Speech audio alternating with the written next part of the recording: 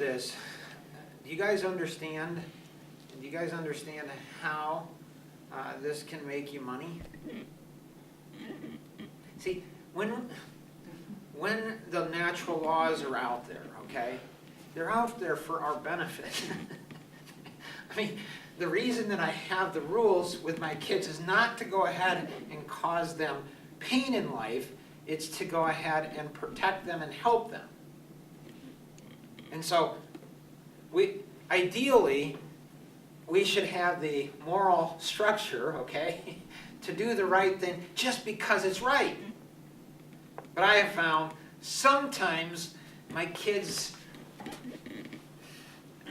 don't get that. And the truth is, sometimes their dad doesn't get it. And so that's the best and highest motives.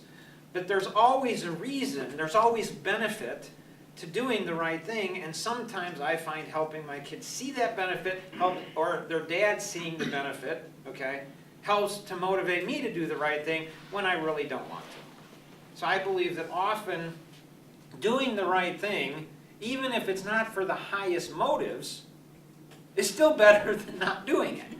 And there's still some level of benefit in doing it, even if it's not for the highest motives. And so, none of our kids have died from a heroin overdose.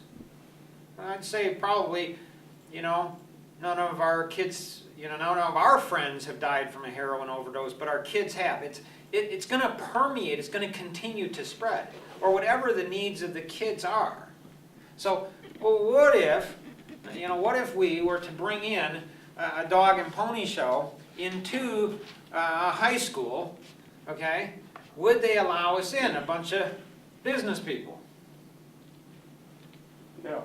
Be pretty guarded. They'd be pretty guarded. Right. They'd be guarded about it. Right, you're absolutely right. They'd be guarded. But if we had the right message, and if we had the right endorsement, if we had the right connections, if we had a video that they could watch and say, oh, that's what you're going to do. Okay. If we had enough testimonies, if we use the 530 grid, one of us has a connection into a high school group or to a church group or something like that. We went in. So the key is, what are the kids interested in? Let me give you a track, because this will be short. There's a couple things you're already interested in. All right, this will be the third year now for what's called the DuPage Honor Flight. Anybody know what the DuPage Honor Flight is? Okay. Flying vets. Okay, you're flying World War II vets and others out to Arlington Cemetery, all right, to go see their buddies before they die. And so what that is that's a highly politically charged, charitable now event once a year that happens out of DuPage Airport on May 3rd, so it's coming up. Okay? May 3rd will be the day. They'll have all sorts of different opportunities, both it's a networking, but definitely it's politically charged, and definitely if you're going to want to be networking in this area, you want to be there. All right? Now, helping the veterans, right? That's how we'll turn the hearts of the fathers toward the children, hearts of the children toward the fathers. Those are like our fathers. Okay? That group right there. Now, that group right there, okay, has in it, one of the organizers, a guy named Rich Jorgensen. He's the DuPage County coroner, so he sees the kids that are coming into his office. All right, he's seeing the kids that are dying. And so now he's developed a heart for heroin addictions, and he's ramping up underneath all the different pieces that will then help to address this issue. So that event right there then leads into the credibility that then now can be established by virtue of somebody who has authority from an elder standpoint. Your elders are not church leaders. Right? Your elders are your city leaders. That's what biblical elders are. And you deal with how you work with them to manage issues inside of your community. So now you look at that right there and say, all right, you want to take and have a heroin message? You want to put resources underneath it? There's the avenue, because these two things are his passion. Right? And this issue is a dangerous issue. This issue down here with heroin is really, it's bad. It not only affects the high schoolers, it affects veterans, it affects everyone. It affects everybody. It affects every different stage, and I think it's aggressive. I think it's because Afghanistan before the Afghan war had about 6% of the heroin market. Now about 90% of it. And what you have is a subtle form of terrorism coming in, and right through the avenues, right to the suburbs, right to the kids in the city that are distraught because the suburbs doesn't care about the city, and the city doesn't care about the suburbs, and you get this whole competition that's gone on since the Civil War here. Right? So what you have is you got something that, you know, they're strapping gummy bears with heroin, right? Your kids can be at a party, and they're addicted because they ate gummy bears out of the bowl, right? You want to talk about how aggressive this is? I mean, this is not like when we grew up, right? And So when I- some crazy guy who's Passing done right, his right, life, it's you not, know, it is not, it is he's in a- so yeah. able. So I know that It's some not. of you may have to go. I want to make sure that you understand the business benefit of this, okay? I'd Me prefer too. you just do it because it's just the right thing to do. But if that's not enough motivation, do it because it will help your business. How will it help your business? So with the teenage suicide, with Katrina's whole situation, what I found is that that created a very soft, tender part in my heart and my life. So anybody that talks about that, I'm open to that. When you talk about community causes, you get to the kids, you're going to get to the parents. Because the parents out there are struggling.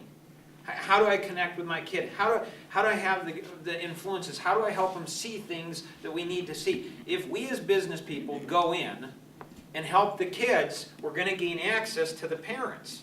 When we gain access to the parents, that opens them up for all of our products and services. It's okay. If we have a good product, good service, it's okay. But it's more efficient.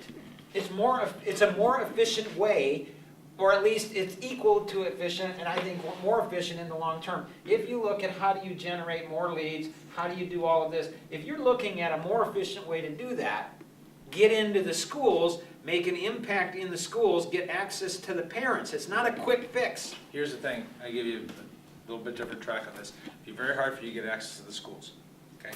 It's very easy for you to get access in the park districts, and that's really where the influence is gonna go, okay? Very hard for the schools, very easy for the park districts, and it's at a younger level, because they always need volunteer resources. The schools don't want volunteer resources, they wanna protect their income stream.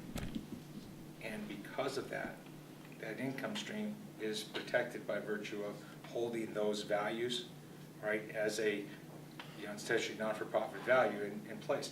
So it's very hard to break that wall unless you're somebody who's inside the schools and you have some kind of context and credibility, right? And I'm saying this having done it for 30 years, right? I'm in most of the schools because I've developed lacrosse teams and they're self-governing, self-funding. They're big boy sports. They don't have anyone that pays for them. They pay for themselves and they pay the schools to do it. So they've gone a whole different route. There's a whole different avenue. But underneath, if you want to get an easier access, is find a way to be involved with a park district because they always need resources and they're always willing to make those resources available to people. They'll usually have a 20-80 split with you. You can offer seminars inside the park districts for people. You can then be able to create an avenue for viability, and that is a definite lead creator. Okay,